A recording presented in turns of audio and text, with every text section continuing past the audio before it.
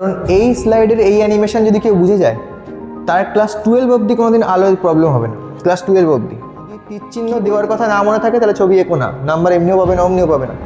কারণ যদি উপাক্ষীয় রশ্মিটা এই জায়গা দিয়ে যায়, এই জায়গা দিয়ে, তাহলে এই যে একটুখানি জায়গা এটাকে কি আমি গোল ধরবো না, সমান। হ্যালো ফিউচার টপার্স, পড়াশুনো কেমন চলছে? আজকে শুরু করব কি খুব high weightage chapter, one of the most important chapter. এই চ্যাপ্টারটা অ্যাজ ইটসেলফ কিন্তু অনেক ভালো একটা নাম্বার ক্যারি করে, ঠিক আছে? খুব হাই ওয়েটেজ চ্যাপ্টার আলো আমরা শুরু করতে চলেছি। আজকে পড়বো আলোর প্রতিফলন, নেক্সট হবে আলোর প্রতিসরণ, তারপরে বিক্ষেপণগুলো একটা একটা করে দেখে নেব। তাহলে প্রতিফলনটা আমরা কমপ্লিট করে ফেলবো আজকে। দেখো, আলোর প্রতিফলন বলতে কি, আলো একটা দর্পণের উপরে পড়বে, প্রতিফলিত হয়ে রিটার্ন আসবে বা অন্য জায়গায় যাবে। দেখো, প্রথম কথা আমরা এখানে বেসিক্যালি দর্পণ নিয়েই পড়বো, বিভিন্ন টাইপের দর্পণ, আর সেখানে প্রতিফলনের কীরকমভাবে প্রতিফলন হয় আলোর সেই বিষয়গুলো বুঝবো। দেখো, দর্পণ দু রকমের, কী কী? গোলীয় দর্পণ, সমতল দর্পণ। সমতল দর্পণ মানে যে দর্পণে আমরা কি স্নান করার পরে চুল আঁচড়াই, তাই তো, ওইটা হচ্ছে সমতল দর্পণ। অবতল দর্পণ আছে, এই কার্ভ অর্থাৎ এই গুহা টাইপের শেপ থাকবে, অর্থাৎ ইংরেজিতে যাকে বলে কনকেভ, কেভ মানে গুহা, অর্থাৎ এই গুহার মতো শেপ থাকবে, এই সাইডে আলো পড়বে। আর উত্তলটা কি, এই যে গোল সারফেসটা এই দিক সিলভারিং করা থাকবে, আলো পড়বে এই দিকে, এর আলো পড়বে গর্তের দিকে, এর আলো পড়বে উঁচু অংশের দিকে। বোঝা গেল? অবতল দর্পণ, উত্তল দর্পণ আর সমতল দর্পণ। এই দর্পণগুলো মেইনলি, সমতল দর্পণ নিয়ে খুব একটা আলোচনা করার কিছু নেই, মেইনলি হচ্ছে অবতল দর্পণ, উত্তল দর্পণ নিয়ে আমরা আলোচনা করব। আগে কি করব, দর্পণের কিছু বিশেষ জ্যামিতিক টার্ম সম্পর্কে আমরা জেনে নেব, যেগুলো পরে বারবার কাজে আসবে, তাই তো? আচ্ছা, বক্রতা কেন্দ্র, প্রধান অক্ষ, বক্রতা ব্যাসার্ধ, মেরু, ফোকাস দৈর্ঘ্য, প্রতিফলক তল, এই সম্পর্কে আমরা একটা একটা করে জানবো। দেখো কি, প্রথম কথা, এই যে আমরা বললাম একটা দর্পণ, ঠিক আছে, এই দর্পণটা দেখো ধরতে গেলে হাফ সার্কেল কিন্তু, তাই না? অর্ধবৃত্ত। এই বৃত্তটাকে যদি পূরণ করতাম, এই অর্ধবৃত্তটাকে যদি ধরে পূরণ করে দিতাম, তাহলে তার যে কেন্দ্র হতো সেটা হচ্ছে বক্রতা কেন্দ্র। বুঝা গিয়েছে? বোঝা যায়নি? একটা গোলীয় দর্পণ যে বৃত্তের অংশ, একটা গোলীয় দর্পণকে আমরা যদি এদিকে বাড়িয়ে বৃত্ত করে দিতাম, অর্থাৎ একটা গোলীয় দর্পণ যে বৃত্তের অংশ, সেই বৃত্তের যে কেন্দ্র সেটা কি, প্রধান অক্ষ। আচ্ছা, বক্রতা ব্যাসার্ধ। আচ্ছা, মেরু কি জিনিস? মেরু পোল, অর্থাৎ এর মধ্যবিন্দু, অর্থাৎ এই যে দর্পণটা দেখছো, এই দর্পণের মিডিল পার্ট, মধ্যবিন্দু, সেটাকে আমরা মেরু বলব। প্রধান অক্ষ, এই যে বক্রতা কেন্দ্র আর এই মেরু, এদেরকে যুক্ত করলে আমরা কি পাবো? প্রধান অক্ষ। এই যে দাগটা দেখছি, এইটা হচ্ছে প্রধান অক্ষ। এই টোটাল গোলক, এটা ডট ডট দিয়ে আমরা গোলক বলেছি, তাহলে তার কেন্দ্র বক্রতা কেন্দ্র, এই মিডিল বরাবর হচ্ছে মেরু বক্রতা কেন্দ্র জয়েন করে দাও কি, প্রধান অক্ষ। আচ্ছা, ফোকাস দৈর্ঘ্য আসছি। প্রতিফলক তল, অর্থাৎ যে তলে আলো প্রতিফলিত হয়, এক্ষেত্রে প্রতিফলক তল আমরা এটা ধরেছি, মানে এই সাইড সিলভারিং করা, অর্থাৎ আলো এদিক থেকে এদিক পড়বে, তাই তো? তাহলে আলো এদিকে পড়ছে, এদিকে আসছে, তাই তো? যা হচ্ছে আয়না এদিকে, তাহলে এই সাইডটা হচ্ছে প্রতিফলক তল, এই সাইডটা। বোঝা গেল? প্রধান অক্ষ গেল। বক্রতা ব্যাসার্ধ কি? একই জিনিস, যে আমাদের গোলীয় দর্পণ যে বৃত্তের অংশ, সেই বৃত্তের যা ব্যাসার্ধ, সেটাই হচ্ছে বক্রতা ব্যাসার্ধ। সেই বৃত্তের কেন্দ্র, সেই বৃত্তের ব্যাসার্ধ। বোঝা যাচ্ছে? এই দর্পণের বৃত্তটাকে কমপ্লিট করলে তার যে ব্যাসার্ধ হবে, তার যে কেন্দ্র থেকে পোল অফ দি ডিস্টেন্স হবে, বা যে কোনো একটা পার্ট অফ দি ডিস্টেন্স হবে, সেটা কি হবে? বক্রতা ব্যাসার্ধ। বোঝা গেল? ফোকাস, খুব ইম্পর্টেন্ট কোয়েশ্চেন। ফোকাস বলতে কি বোঝো? লেন্সের ক্ষেত্রেও, অর্থাৎ যখন প্রতিসরণ পড়ব, আর প্রতিফলনের ক্ষেত্রেও, যেখানে দর্পণ পড়ছি আমরা, ফোকাস বলতে কি বোঝো? মোস্ট ইম্পর্টেন্ট কোশ্চেন, সুন্দরভাবে বুঝতে হবে জিনিসটা। কি দেখো, দর্পণে যদি প্রধান অক্ষের সমান্তরাল রশ্মি আসে, প্রধান অক্ষ কোনটা বলেছিলাম? এইটা, অর্থাৎ এই যে এই পার্টটা প্রধান অক্ষ বলেছিলাম তো, বক্রতা ব্যাসার্ধ আর মেরুকে জয়েন করতে বলেছিলাম তো, সেটা প্রধান অক্ষ বলে দিয়েছিলাম। তাহলে এই প্রধান অক্ষের সমান্তরাল আলো আসবে, একদম এরকম, বোঝা যাচ্ছে? আমি ধরছি দুটো রশ্মি আসছে, ঠিক আছে, এই যে প্রধান অক্ষ, তাহলে প্রধান অক্ষের সমান্তরাল রশ্মি আসছে, এই রশ্মি দুটো ধাক্কা লাগার পরে যে পয়েন্ট দিয়ে যাবে সেটা হচ্ছে কি ফোকাস, বোঝা গেল? প্রধান অক্ষের সমান্তরালে আগত আলোকরশ্মি গুচ্ছ প্রতিফলনের পর যে প্রধান অক্ষের ওপর যে বিন্দু দিয়ে পাস করবে সেই বিন্দুটা হচ্ছে কি ফোকাস। মানে তার মানে বলতে চাইছে যে 5টা আলাদা আলাদা রশ্মি হবে, তারা একই পয়েন্ট দিয়ে পাস করবে। হ্যাঁ, এই রশ্মিটা আসলেও একই পয়েন্ট দিয়ে, এই রশ্মিটা আসলেও একই পয়েন্ট দিয়ে, একটাই সত্য কি, তারা পরস্পরের প্রধান অক্ষের সমান্তরালে হতে হবে। এরকম হলে হবে না, এরকম হলে হবে না। প্রধান অক্ষের সমান্তরালে যে কটা আলোক রশ্মি আসবে তারা ওই এফ দিয়েই পাস করবে, তাহলে এই বিন্দুটা কি বলবে, ফোকাস বিন্দু। আর ফোকাস দূরত্ব কি, ফোকাস দৈর্ঘ্য কি, এই যে মেরু, এই যে দর্পণের মেরু, এই মেরুর থেকে এই যে ফোকাস বিন্দু তার মধ্যে যে দূরত্ব সেটাই হচ্ছে ফোকাস দূরত্ব। ঠিক আছে, এই নিয়ে ভালো ভালো প্রমাণ আছে, সব দেখব পরে। আচ্ছা, গোলীয় দর্পণের প্রতিফলনের ক্ষেত্রে আমরা কি দেখব, রশ্মি চিত্র অঙ্কন। এগেইন মোস্ট ইম্পর্টেন্ট জিনিস। দেখো, কিছু আগে রুল পড়ে নিই, যে আমাদের আঁকতে বলে যে এই জায়গায় বস্তু থাকলে তার প্রতিবিম্ব কোথায় গঠিত হবে, আমাদের এঁকে দেখাও, তাহলে সেই অঙ্কন আসে। অবভিয়াসলি আর একটা জিনিস মোস্ট ইম্পর্টেন্ট, একদম শুরুতেই বলে ফেলি, যদি এই তীর চিহ্ন না দিয়ে পারো, যদি তীর চিহ্ন দেওয়ার কথা না মনে থাকে তাহলে ছবি এঁকো না, নাম্বার এমনিও পাবে না, অমনিও পাবে না। কারণ রশ্মি চিত্রের ক্ষেত্রে, আলোর কোনো প্রতিবিম্বের চিত্রের ক্ষেত্রে, আলোর কোনো চিত্রের ক্ষেত্রে, রে অপটিক্সের যে কোনো ছবির ক্ষেত্রে আমাদের ওই যে তীর চিহ্নটা মাস্ট, আলো কোন দিক থেকে কোন দিকে যাচ্ছে। ঠিক আছে, দেখো, প্রথম রশ্মি প্রধান অক্ষের সমান্তরালে আসলে ফোকাস দিয়ে বেরোবে। এক্ষুনি ফোকাসের সংজ্ঞাতেই বললাম, যদি প্রধান অক্ষের সমান্তরালে কোনো রশ্মি আসে ফোকাস দিয়ে বেরোবে, এটাই ফার্স্ট রুল, এটাই হচ্ছে ফার্স্ট রুল, যে প্রধান অক্ষের সমান্তরালে আসলে সে ফোকাস বিন্দু দিয়ে বেরোবে। সেকেন্ড রুল কি, ফোকাসের মধ্য দিয়ে আসলে প্রধান অক্ষের সমান্তরালে বেরোবে। আরে বাবা, কি এমন বলে ফেলেছে, কি বলে ফেলেছে, বলছে প্রধান অক্ষের সমান্তরালে আসলে ফোকাস দিয়ে যাবে, আর ফোকাস দিয়ে পাঠালে প্রধান অক্ষের সমান্তরালে আসবে। অবভিয়াসলি আসবে, প্রধান অক্ষের সমান্তরালে আসলে যদি ফোকাস দিয়ে যায় তাহলে ফোকাস দিয়ে গেলে প্রধান অক্ষের সমান্তরালে বেরিয়ে যাবে। এবার হাতি ঘোড়া করে বলার কি আছে। তারপর দেখো, বক্রতা কেন্দ্রের মধ্য দিয়ে আসলে যে পথে এসেছে সেই পথে ফেরত যাবে। খুব ভালো কথা, বক্রতা কেন্দ্র মানে কি, সি, এই সি তো বক্রতা কেন্দ্র। আমি ধরছি এই জায়গার থেকে একটা রশ্মি আসলো, এই জায়গার থেকে একটা রশ্মি আসলো, এই বরাবর ধাক্কা খেলো, আবার এই পথেই ফেরত যাবে। বোঝা যাচ্ছে কি বলছি? আমি বলছি এই জায়গার থেকে একটা রশ্মি আসছে এই সি দিয়ে, তাহলে এই সি দিয়ে রশ্মিটা আসবে, এই ধাক্কা লাগবে, আবার এখান দিয়েই ফেরত যাবে। বোঝা যাচ্ছে? তাহলে বক্রতা কেন্দ্র দিয়ে যদি আমরা আলো পাঠাই তাহলে যে পথে সে এসেছে সেই পথেই লাইটটা ফেরত যাবে। আর একটা কি, রশ্মি যদি মেরুতে পড়ে তাহলে আপাতন কোণের সমান কোণে প্রতিফলিত হয়ে যাবে। কি বলছে জিনিসটা বোঝা গেল না? দেখো, এই যে রশ্মি এই আসছে, একদম মেরুতে পড়েছে, যে কোণে মেরুতে পড়েছে একদম সেই কোণে আবার বেরিয়ে যাবে। এবার বোঝা গিয়েছে, মেরুতে যে কোণে পড়বে আপাতন কোণে, সেই সেম প্রতিফলন কোণে এই হয়ে প্রতিফলিত হয়ে বেরিয়ে যাবে। দেখো, রশ্মি মেরুতে পড়লে আপাতন কোণের মানে সমান কোণে প্রতিফলিত হয়ে যায়। বোঝা গিয়েছে?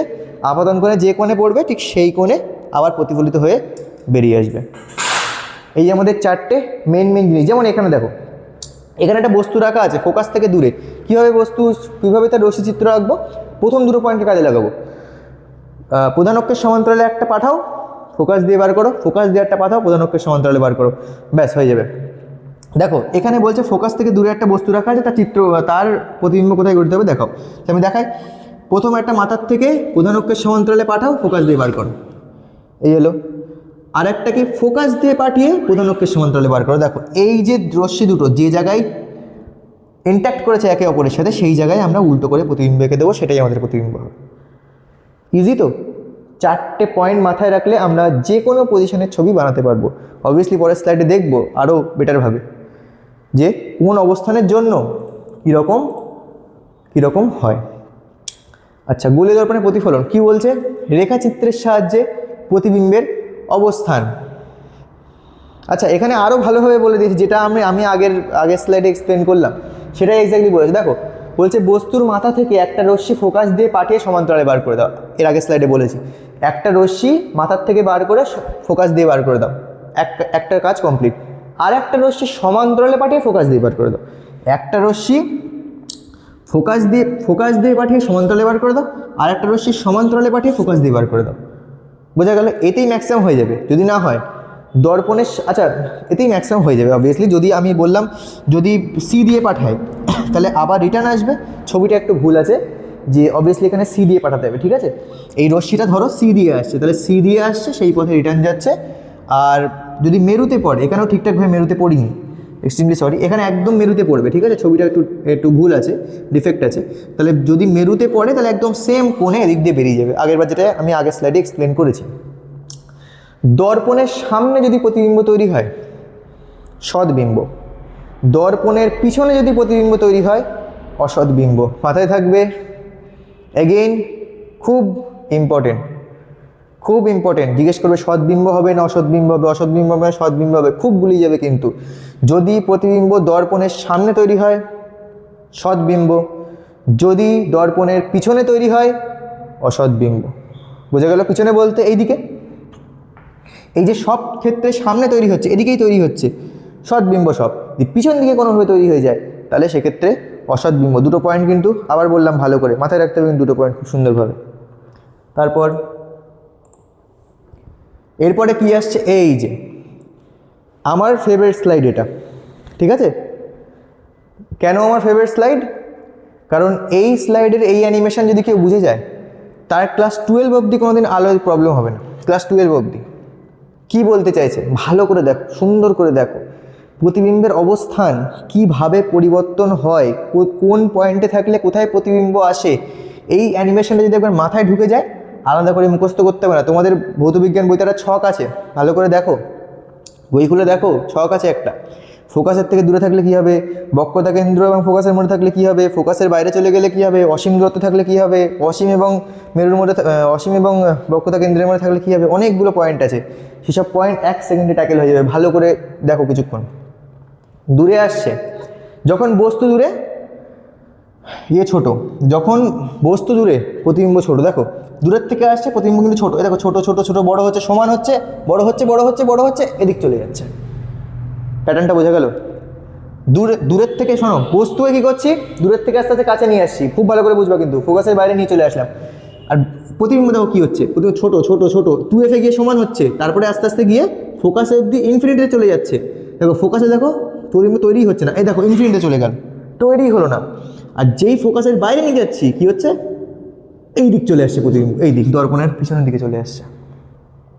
দেখো 1 সেকেন্ড ভালো করে দেখো, একবার মাথায় হয়ে গেলে আর কষ্ট করতে হবে না কিচ্ছু এসব নিয়ে। বস্তু যখন দূরে আসছে সমান আসছে, ছোটো ছোটো প্রতিবিম্ব ছোট, বস্তু দূরে প্রতিবিম্ব ছোট, আস্তে আস্তে নিয়ে আসছে 2f সমান, দূরে যাচ্ছে, ফোকাসে গিয়ে অসীম, ফোকাসের বাইরে গিয়ে আবার ওদিক চলে যাচ্ছে, প্রতিবিম্ব অসৎ হয়ে যাচ্ছে। বোঝা যাচ্ছে? এইটা বুঝতে হবে, আর কিচ্ছু বুঝতে হবে না। দেখো এইটা এখানে ভেঙে করা, অসীম থেকে বস্তু আসছে, বস্তু কোথায়, ফোকাসে। অসীম থেকে আসলে বস্তু ফোকাসে থাকে। দেখো অসীম থেকে আসছে, ফোকাস থেকে আস্তে আস্তে শুরু হবে। আচ্ছা ধরে নাও এরপরে কী আসছি, অসীম থেকে আসতে কাছে নিয়ে এলাম, বক্রতা কেন্দ্রের থেকে বাইরে, অর্থাৎ বস্তু প্রতিবিম্ব ছোট, প্রতিবিম্ব অনেক ছোট আসছে।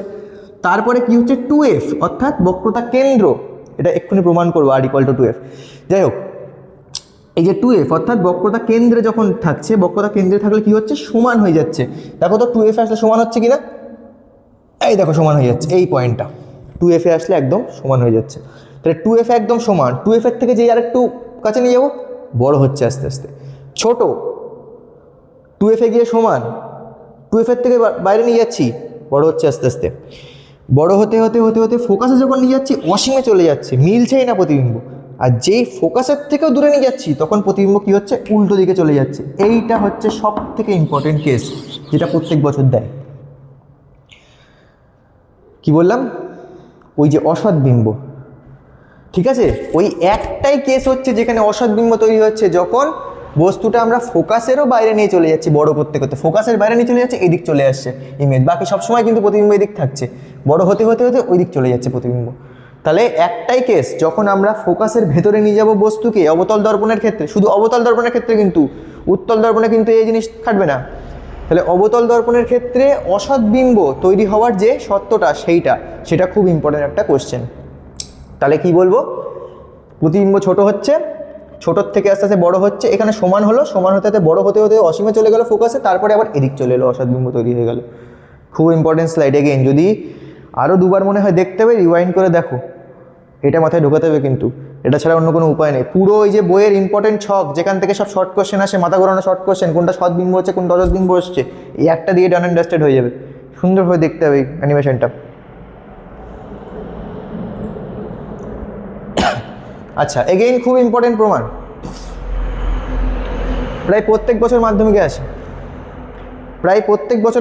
আসে, কি আর ইকুয়াল টু 2f প্রমাণ করো, উপাক্ষীয় রশ্মির ক্ষেত্রে প্রুফ করো আর ইকুয়াল টু 2f, অর্থাৎ এই যে আর অর্থাৎ বক্রতা ব্যাসার্ধ সেটা হচ্ছে 2 into focus, focus plus focus equal to বক্রতা ব্যাসার্ধ, বক্রতা ব্যাসার্ধ ইকুয়াল টু ডবল ফোকাসের, যেখান দিয়ে আলো ফোকাস দিয়ে বেরোচ্ছে বক্রতা ব্যাসার্ধ তার ডবল। কীভাবে প্রমাণ করব? আচ্ছা, ফার্স্ট অফ অল এই যে উপাক্ষীয় রশ্মিটা আবার কী জিনিস, উপাক্ষীয় রশ্মির ক্ষেত্রে কেন হবে? দেখো, উপাক্ষীয় যে আলোক রশ্মি প্রধান অক্ষের খুব কাছাকাছি দিয়ে যায় এবং তার সাথে অল্প কোণে অগ্রসর হয় তাকে উপাক্ষীয় রশ্মি বলে। এই যে কাছাকাছি যায় আর অল্প কোণে নিঃসৃত হয়, এই ব্যাপারটা আমাদের কাজে লাগবে। এটা কাছাকাছি না গেলে অর্থাৎ অল্প কোণ না করে গেলে আমরা এই প্রমাণটা খুব একটা ভালোভাবে করতে পারি না।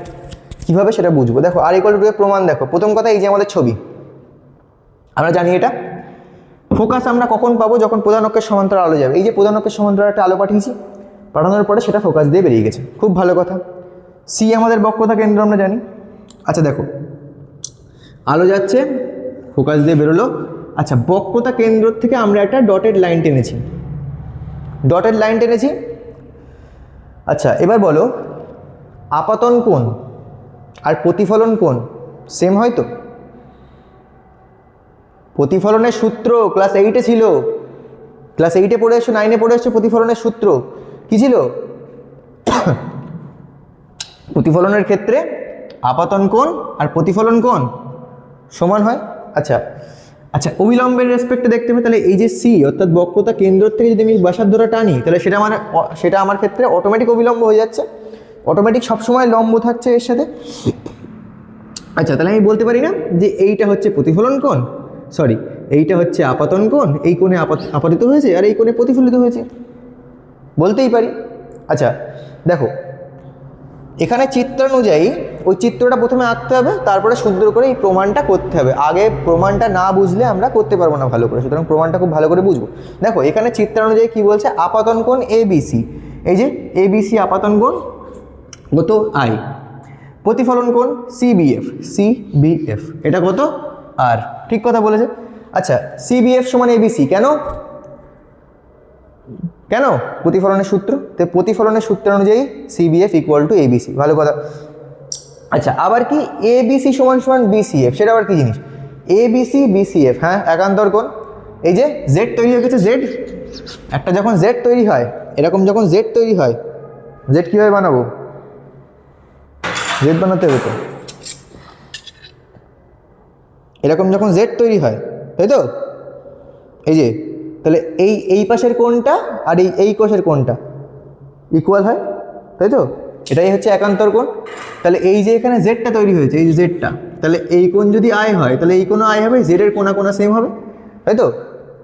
দেখো, এখানে চিত্রানুযায়ী আপাতন কোণ ABC সমান 1, প্রতিফলন কোণ 1, এটা প্রতিফলনের সূত্র অনুযায়ী এটা হবে। আর ABC ইকুয়াল টু BCF হবে কেন? একান্তর কোণের জন্য। তাহলে দেখো, ABCর সাথে CBF ইকুয়াল, BCF এর সাথে আবার ABC ইকুয়াল, তাহলে এই দুটো পরস্পর ইকুয়াল হবে না?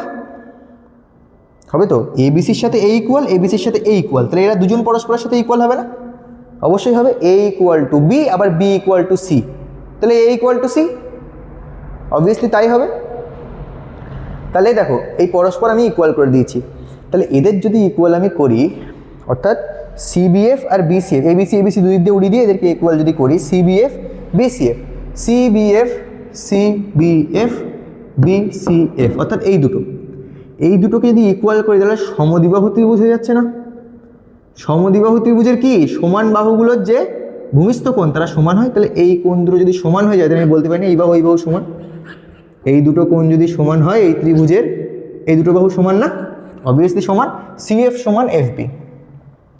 দেখো কোথায় গেল, এই যে সিএফ সমান বিএফ বা এফবি। যাই হোক, আচ্ছা এইবার কম উন্মেষের দর্পণে উপাক্ষীয় রশ্মির ক্ষেত্রে ওই যে বলেছিলাম এই যে প্রধান অক্ষের খুব কাছ দিয়ে যাবে এবং তার সাথে খুব অল্প কোণে যাবে, তার জন্য কি হচ্ছে আমরা এই যে গোল দূরত্বটা সেটা আমরা প্রায় সমান ধরতে পারছি। কেন? এটা প্রধান অক্ষের খুব কাছ দিয়ে যায়। একটা জিনিস ভেবে দেখো, আমি বলছি এটা গলীয় সারফেস, তাই তো? এটা গোল সারফেস, এটা যদি খুব কাছ দিয়ে যায় তাহলে এটা নিয়ারলি প্রায় সমান হয়ে যাচ্ছে না? এই দেখো, যদি উপাক্ষীয় রশ্মিটা এই জায়গা দিয়ে যায়, এই জায়গা দিয়ে, তাহলে এই যে একটুখানি জায়গা এটাকে কি আমি গোল ধরবো না? সমান হয়ে যাবে প্রায়। আমি এইটুকু জায়গাকে কখনো গোল ধরা যায়? এইটুকু জায়গা কখনো গোল ধরা যায়? তো প্রায় সমান হয়ে গেল। তাহলে সেই ক্ষেত্রে আমরা একটা সমান বাহু ধরতে পারি। এত ছোট্ট জায়গা এটা যে আমরা সমান ধরতে পারি, তার জন্য আমাদের উপাক্ষীয় রশ্মি লাগবে কিন্তু। তাহলে দেখো কি লেখা আছে, কম উন্মেষের দর্পণে উপাক্ষীয় রশ্মির ক্ষেত্রে বি এবং পি খুবই নিকটবর্তী। এই যে বি আর পি খুব কাছাকাছি নিকটবর্তী, সেই জন্য আমরা এটাকে নিয়ারলি সমান ধরতে পারি। তখন আর গোলের রেফারেন্স আসবে না, নিকটবর্তী হয়। পিএফ ইকুয়াল টু বিএফ, এই দুটো যদি খুব কাছাকাছি হয় তাহলে পিএফ সমান বিএফ হয়ে যাবে, পিএফ সমান বিএফ হয়ে যাবে। আচ্ছা তারপর পিএফ সমান বিএফ ইকুয়াল টু সিএফ। এক্ষুনি বললাম বিএফ ইকুয়াল টু সিএফ, আবার বলছি পিএফ ইকুয়াল টু বিএফ, তার মানে PF equal to BF equal to CF, সবাই একে অপরের সাথে সমান। তাহলে দেখো, যদি আমরা এটা বলতে চাই যে পিএফ সমান সিএফ, পিএফ সমান সিএফ, তার মানে কি পিএফ মানে তো ফোকাস, তাহলে পিএফ এই দুটোকে যোগ করে বক্রতা ব্যাসার্ধ হচ্ছে না? ভালো করে দেখো, আমি বলছি এইটা প্লাস সমান এইটা, এইটা সমান এইটা, এই দুটোকে যোগ করে তো বক্রতা ব্যাসার্ধ হচ্ছে, এইটুকু বক্রতা ব্যাসার্ধ, তাহলে এইটা প্লাস এইটা বক্রতা ব্যাসার্ধ। তাহলে আমি বলছি এইটুকু যা এইটুকু তাই, এইটুকু তোমার ফোকাস দূরত্ব, এটুকু আমার ফোকাস না? তাহলে এইটাও যা এটাও তাই, তাহলে focus plus focus, focus plus focus equal to বক্রতা ব্যাসার্ধ হয়ে যাচ্ছে। বক্রতা ব্যাসার্ধ equal to focus plus focus, এদিকে ফোকাস এদিকে ফোকাস, তাহলে focus plus focus equal to বক্রতা ব্যাসার্ধ, মানে 2 ইন্টু ফোকাস ইকুয়াল টু বক্রতা ব্যাসার্ধ। এই যে যেটা আমার প্রুফ করতে হয়েছিল, এই যে, তাহলে বক্রতা ব্যাসার্ধ সমান কি 2 into focus, focus plus focus equal to বক্রতা ব্যাসার্ধ। আশা করছি বোঝা গিয়েছে। অথবা এইভাবে থাকতে পারে যে ফোকাস দৈর্ঘ্য সমান হাফ বক্রতা ব্যাসার্ধ। কি এমন ব্যাপার, তাহলে এই হাফটা এদিক পাঠিয়ে দাও, তাহলে r/2, তাহলে f ইকুয়াল টু r/2, অর্থাৎ ফোকাস দৈর্ঘ্য সমান বক্রতা ব্যাসার্ধের অর্ধেক। সুন্দরভাবে প্রমাণটা বোঝালাম, না বুঝে রিভাইন্ড করে দেখো। তারপর চলে যাচ্ছি, খুব ইম্পর্টেন্ট কিন্তু, খুব ইম্পর্টেন্ট প্রমাণ, এটা ভীষণ ইম্পর্টেন্ট। আচ্ছা এরপরে চলে এসেছি নর্মাল কিছু ব্যাপারে। অবতল দর্পণ কি করতে হয়, খায় না গায়ে মাখে। দেখো প্রতিবিম্বের প্রকৃতি এবং ব্যবহার। প্রতিবিম্বের প্রকৃতি কীরকম হয় আমরা খুব সব মানে পুরোটাই দেখেছি কিন্তু আমরা অ্যানিমেশনের দ্বারা, যে কোথায় হলে কী হয়। দেখো ফোকাস থেকে যদি দূরে রাখি, ফোকাস থেকে দূরে রেখে দিয়েছি, তখন কি হয়, প্রতিবিম্বের আকার ছোট হয়, ছোটোর থেকে আস্তে আস্তে বড় হয়, বড় হতে হতে হতে অসীমে গিয়ে আবার ওদিক চলে যায়। মনে পড়ছে? তাহলে যদি ফোকাস থেকে দূরে রাখি কী হবে, আকার ছোট, সমানও হতে পারে বড়ও হতে পারে। যতক্ষণ ফোকাসের এদিকে আছে ঠিক আছে, সব ছোট হতে পারে, ছোটোর থেকে আস্তে আস্তে সমান হবে, সমান থেকে আস্তে আস্তে বড় হবে, ফোকাস অবধি, ফোকাস অবধি। অর্থাৎ ফোকাস থেকে যদি দূরে রাখি আমার সবসময় সৎ হবে। কী বলেছিলাম, দর্পণের সামনে হলে সৎ হয়, তাই দর্পণের সামনেই হচ্ছিল, প্রত্যেকবার পিছনে যাচ্ছে না তো, পিছনে তো ফোকাসের পরে যাচ্ছিল। তাহলে সেক্ষেত্রে কী হয়, ফোকাস থেকে দূরে রাখলে সৎ। অবশিষ্য, অবশিষ্য মানে উল্টানো, সমশিষ্য মানে সোজা। চিন্তা করো যখন তীরচিহ্ন এদিক দেওয়া ছিল তখন এদিকের ক্ষেত্রে কী হচ্ছিল, উল্টানো ছিল না? রিওয়াইন্ড করে দেখাবো নাকি? কি ছিল, এই যে উল্টানো ছিল না, উল্টানো। এটা সোজা তীর, এটা উল্টো তীর, ওইদিকে আবার সোজা তীর হয়ে যাচ্ছিল, এদিকে উল্টো তীর হয়ে যাচ্ছিল, উল্টো তীর উল্টানো আছে, ওদিক গিয়ে আবার সোজা হয়ে যাচ্ছে, দেখো, তাই তো? তাহলে এই ক্ষেত্রে কী বললাম আমরা, অবশিষ্য অর্থাৎ উল্টানো, এদিকে যতক্ষণ থাকবে উল্টানো। আকারে ছোট হতে পারে, সমান হতে পারে, বড় হতে পারে। ফোকাসের ভেতরে রাখলে কি হবে, ওই দিকে, যেই ফোকাস পার করে দেবো ওদিক চলে যাবে, তখন কি হবে, অসৎ। হ্যাঁ, দর্পণের পিছনে চলে যাচ্ছে, অসৎ হবে। সমশিষ্য, সমান হয়ে যাচ্ছিল তীর চিহ্ন, বস্তুর আকারের তুলনায় প্রতিবিম্ব বড় হবে, বড় হচ্ছিল তো, ওইদিকে যখনই চলে যাচ্ছিল তীর চিহ্ন কিন্তু অনেক বড় ছিল। রিওয়াইন্ড করে দেখে নেবে। ব্যবহার কোথায়, দন্ত চিকিৎসকরা ব্যবহার করে, তাই তো? যেহেতু ফোকাসের একটা জিনিস ভেবে দেখো, ডেন্টিস্টদের কাছে কিছু গেছো নিশ্চয়ই কোনো না কোনো সময় গেছে। ডেন্টিস্টরা একরকমের আয়না ব্যবহার করে, এরকম গালের একদম মধ্যে ধরে। ফোকাস বিন্দু কিন্তু আয়নার খুব কাছে হয়। ওই যে ছোট্ট যে দর্পণটা তোমার ধরে না, ফোকাস বিন্দু আয়নার কাছে। আমি কি বলেছিলাম, ফোকাসের ভেতরে যদি, ফোকাসের বিয়ন্ড যদি চলে যায় কোনো জিনিস, তাহলে প্রতিবিম্ব কি হয়, ওই দিকে তৈরি হয়, অর্থাৎ সমশিষ্য তৈরি হয়, আকারের তুলনায় বড় তৈরি হয়। আচ্ছা, ডাক্তারের কি সুবিধা হবে? দাঁতের মধ্যে আয়না দিল, সেটা দাঁতটা সোজাই দেখাচ্ছে, আবার বড়ও দেখাচ্ছে, তাই ডাক্তারের সুবিধা হবে। তাহলে যদি সমশিষ্য না হতো, যদি ফোকাসের ভেতরে না রাখলে সে উল্টানো হতো, তো সে দাঁত তো উল্টো দেখতো, তখন কি ট্রিটমেন্ট করতে পারতো? ওই জন্য দাঁতের খুব কাছে ধরে, অর্থাৎ ফোকাসের মধ্যে ধরে দাঁতটাকে। মানে দাঁতটা যদি ফোকাসের মধ্যে থাকে, তাহলে আমরা ওই আয়নার মধ্যে তাকে প্রথম কথা বড়ও দেখবো, আবার সমানও দেখবো, চিকিৎসা করতে সুবিধা হবে। বোঝা গেল কেন ব্যবহার করা হয়। দাড়ি কামানোর দর্পণ হিসেবে ব্যবহার করা হয়, খুব কাছে গিয়ে লোকে দাড়ি কামায় এরকমভাবে, এই আয়না আছে এরকমভাবে গিয়ে দাড়ি কামায়, দেখেছো নিশ্চয়ই। আচ্ছা, বিপরীত দেখাবে তাই, সমশিষ্য দেখাবে তাই। মোটর গাড়ির হেডলাইটে ব্যবহার করা হয়, ওই যে মোটর গাড়ির হেডলাইট, বাইকের সামনে যে হেডলাইট থাকে তাতে। জ্যোতির্বিদ্যায়, গবেষণায় দূরবীক্ষণ যন্ত্র এবং সার্চ লাইটে ব্যবহার করা হয়। ব্যবহারও আসে কিন্তু পরীক্ষায়, ঠিক আছে। তারপর সমতল দর্পণ। সমতল দর্পণের সেরকম তো কিছুই নেই। সমতল দর্পণ মানে যে দর্পণে আমরা, এই দেখো সুন্দরভাবে মেকআপ করছে নাকি, ওই যাই হোক, আয়নার মুখ দেখছে। দেখো প্রথম কথা অসৎ হবে তো, দর্পণের পিছনে তৈরি হবে তো না সামনে তৈরি হবে? আমরা আয়নায় মুখ দেখছি, তাহলে আমি কি আয়নার পিছন দিকে আছি, নাকি আমার পাশে আমি আবার আরেকখানা দাঁড়িয়ে আছি? পিছন দিকে আছি অবভিয়াসলি, তাহলে পিছন দিকে প্রতিবিম্ব তৈরি হলে কি হবে? অসৎ হবে, তাই তো? আমার সামনে তো আরেকজন দাঁড়িয়ে নেই, আয়নার বাইরে, আয়নার ভেতরেই রয়েছে তো সে, যাকে আমি দেখছি, আমার প্রতিবিম্ব। আচ্ছা, অসৎ। সমশিষ্য, আমি আয়নায় দাঁড়িয়েছি এরকম করে, আর আমার পাটা উপর দিকে, মাথাটা নিচের দিকে, সেটা তো হয় না কখনো, তাই তো? সমশিষ্যই হবে। আর বস্তুর আকারে সমান হবে, তাই তো? আমি দাঁড়িয়ে আছি এরকম, আর আয়নায় আমি বাচ্চা হয়ে গেছি, সেরকম তো হয় না। আমার আকারের একদম সমানই থাকে। এগুলো সব আমরা খুবই কমন, সেই কারণে নর্মালভাবে পড়াচ্ছি। সাধারণ আয়না হিসেবে ব্যবহার করা হয় আমাদের। সমতল দর্পণ নিয়ে বেশি কিছু কোশ্চেন আসেও না। আচ্ছা, এরপরে আছে উত্তল দর্পণ। একটা ইম্পর্টেন্ট জিনিস, উত্তল দর্পণ কি, খুব ইম্পর্টেন্ট জিনিস, গাড়ির রেয়ার ভিউ মিরারে ব্যবহার করা হয়। কারণ আচ্ছা, এর ক্ষেত্রে অসৎ সমশিষ্য বস্তুর আকারের তুলনায় ছোট হয়। দেখো, এর ক্ষেত্রে তুমি দর্পণের যেখানে পারো নিয়ে যাও। কেন এই যে বিষয়টা, আমরা ওই একটা জিনিস মাথায় মনে হতে পারে কি, আমরা অবতল দর্পণ নিয়ে এত কিছু পড়লাম, অ্যানিমেশন দেখলাম, এত মানে এই জায়গায় থাকলে ওই জায়গায় পয়েন্ট হয়, এইখানে বস্তু থাকলে ওখানে প্রতিবিম্ব, এত কিছু পড়লাম, এত কিছু সিকোয়েন্স পড়লাম, এর ক্ষেত্রে কিছু পড়লাম না কেন? কারণ এর ক্ষেত্রে যেখানেই রাখি না কেন, অলওয়েজ সমশিষ্য, অলওয়েজ অসৎ, অলওয়েজ বস্তুর আকারের তুলনায় ছোটই হবে।